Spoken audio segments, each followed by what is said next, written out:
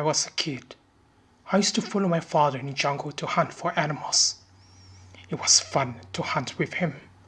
Father was very patient in teaching me the skills of hunting, as well as how to live and survive in the jungle.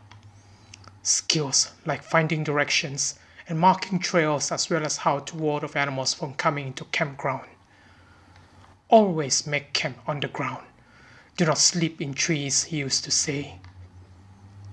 There was a belief regarding this matter. The belief regarded forest spirits and creatures that don't belong in the natural world. A long, long time ago, there was a father and son who was fond of hunting too. Oftentimes, they would go into the jungle and spend days hunting, covering much grounds before returning with a sack full of fresh meat. One particular day, while the father was resting, he noticed a leech crawling up his leg and proceeded to suck his blood. He took out his tobacco, wetted it, and squeezed the water onto the leech. The leech let go its grip before falling onto the ground. Grossed out, he took out his knife and slashed at the leech.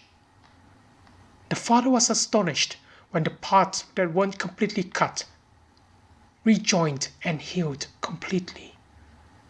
The father told his son what happened and proceeded to try the leech's blood on himself.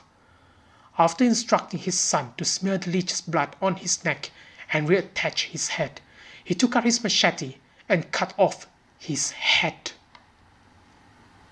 The son watched the gruesome proceeding and immediately smeared leech blood onto the neck stump.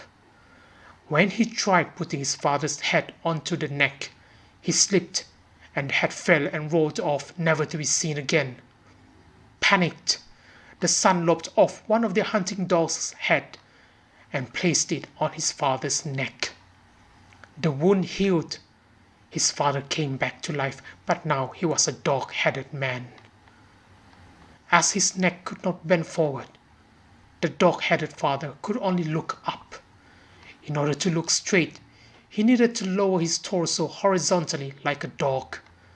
Lamenting his fate, the father realized that he is not a human anymore and told his son to return home immediately, as his hunger for flesh intensified. Before parting, the dog-headed man advised his son not to sleep in trees, as he would be able to see clearly up, thus giving him another name, the spirit that looks up. From then on, the dog-headed man became a fearsome forest spirit that stood like a man but walked and hunted like a dog.